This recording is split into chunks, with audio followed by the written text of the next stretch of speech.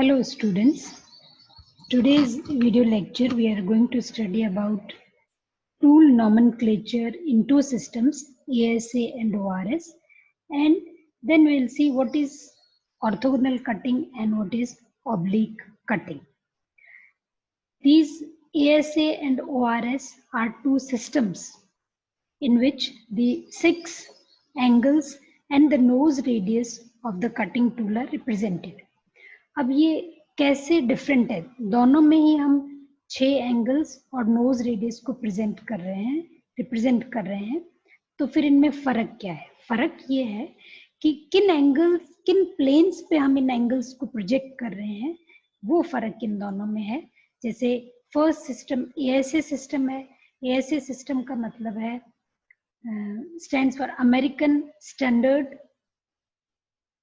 Association, it stands for American standards association system, और इसमें हम जो प्लेन्स लेते हैं वो हैं one plane parallel to the axis of the cutting tool and the second plane is perpendicular to the axis of the cutting tool.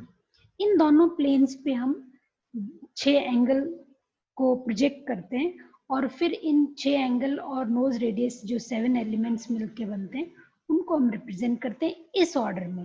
जैसे अगर आपके पास टूल सिग्नेचर ये है तो इसका मतलब है जो पहला एंगल है वो बैक रेक एंगल है डिग्रीज में, 10 is side rake angle in degrees, this is 6 degrees end relief angle, 6 degrees side relief angle, 10 degrees end cutting edge angle, 12 degrees side cutting edge angle, and this one is in mm which is the nose radius.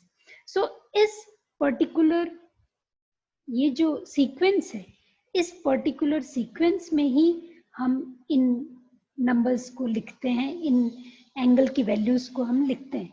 So once we are given this and we are given that it is ASA system of tool nomenclature, then we know this first one is back rake, this is side rake, this is like that. If it is ORS system, which is orthogonal rake angle rake system, which is orthogonal rake system, ORS stands for orthogonal rake system.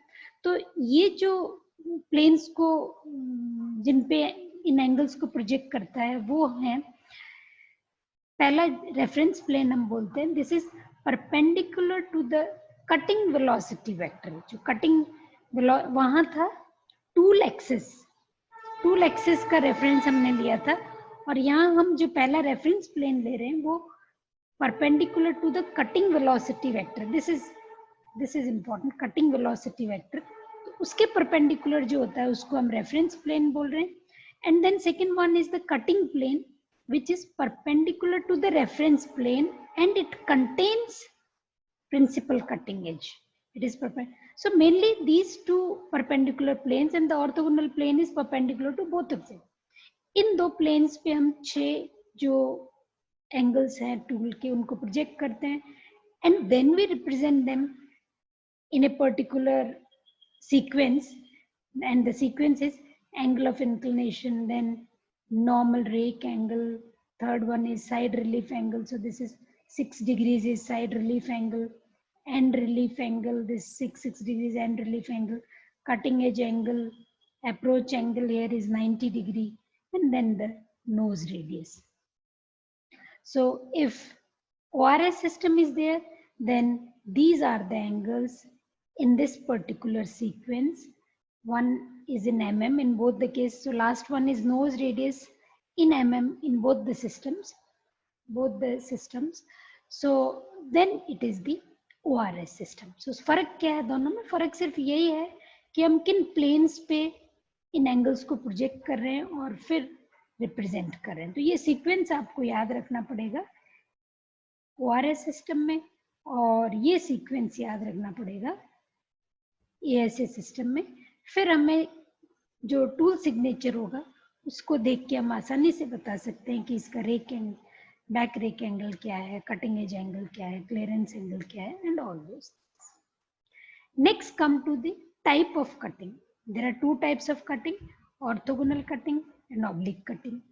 Orthogonal cutting में इसको हम diagram से देखें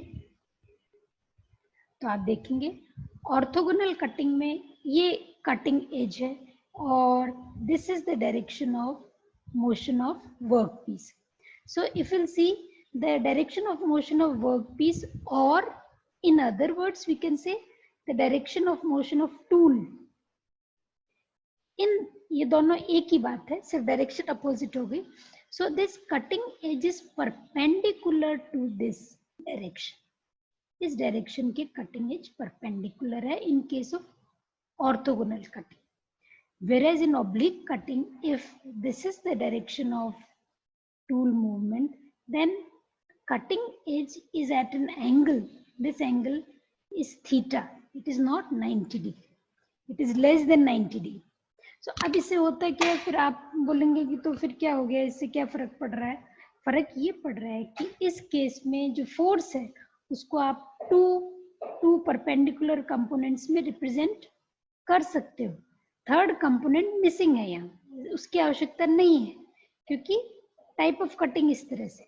लेकिन यहाँ क्योंकि ये जो कटिंग एज है वो इंक्लाइंड है फीड टूल फीड की उससे, so we have to consider all the three forces of force has to be resolved in three components.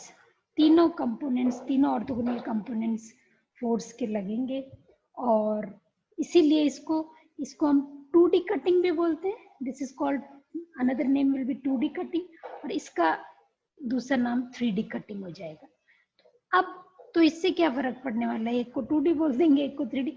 फर्क ये पड़ता है कि इसका एनालिसिस आसान हो गया क्योंकि दो कंपोनेंट्स आपको सिर्फ लेके चलने, और अगर हमें फोर्स डिटरमिन करना हो कि अगर ये कटिंग करनी है तो इस पे कितने फोर्सेस लगना है पर्टिकुलर, या फोर्स से हम पावर कैलकुलेट करना चाहें, तो ये एनालिसिस इजी है. इसका इजी एनालिसिस होगा और इसका analysis because three components of forces are there, it will be difficult, analysis will be difficult. ये फायदा नुकसान है इसका.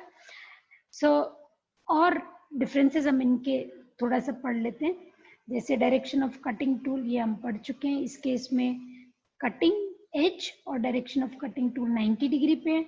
यहाँ कटिंग एज और डायरेक्शन ऑफ कटिंग टूल का जो एंगल है वो लेस देन 90 या एक्यूट एंगल है. सेकेंड कंपैरिजन हम कर सकते हैं चिप फ्लो में. Chip flows over the tool face and flow of velocity of direction is normal to the cutting edge. और यहाँ क्योंकि कटिंग एज ही फीट के से कुछ एंगल बना रही है तो चिप भी कुछ एंगल बनाएगा. Another name of orthogonal and oblique cutting we have already discussed, हम पहले ही बता चुके हैं. ऑर्थोगोनल कटिंग में क्योंकि दो फोर्सेस हैं इसको हम 2 डायमेंशनल कटिंग बोल रहे हैं. ऑब्लिक कटिंग में क्योंकि 3 कंपोनेंट्स हैं फोर्सेस के, इसलिए हम इसको 3 डायमेंशनल कटिंग बोल रहे हैं. चिप फॉर्मेशन का क्या फर्क पड़ रहा है. ऑर्थोगोनल कटिंग में डिसकंटिन्यूअस चिप्स बनेंगी, टूटी हुई चिप्स बनेंगी. चिप्स बनती जाएंगी और टूटती जाएंगी. इस तरीके से टूल के ऊपर से इस तरह की चिप्स फ्लो होंगी. ऑब्लिक कटिंग में कंटिन्यूअस चिप्स बनेंगी.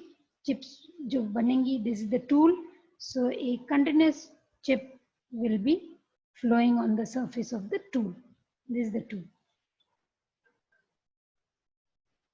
ये डिफरेंस होगा. Tool life is lesser in orthogonal cutting. देखने से भी पता चल रहा है ऑर्थोगोनल कटिंग में पूरी की पूरी जो एज है वो एक साथ कटिंग कर रही है, जबकि ऑब्लिक कटिंग में slowly it enters the job. So tool life will be more in this case and it will be less in this case. Heat concentration, orthogonal cutting, no heat will get accumulated. Chips टूट के निकल रही हैं, कोई heat accumulate होने का सवाल नहीं है. चिप्स अपने साथ हीट लेके जा रही है. और ऑब्लिक कटिंग में heat will get accumulated because continuous flow है चिप का, तो यहाँ हीट एक्यूमुलेट हो जाएगी. So that's the difference between orthogonal and oblique cutting. So in this lecture we have studied two things. We have studied first the two systems of tool nomenclature, ASA and ORS system. And secondly, we have studied the concept of orthogonal and oblique cutting, or then we have also compared the two types of cuttings.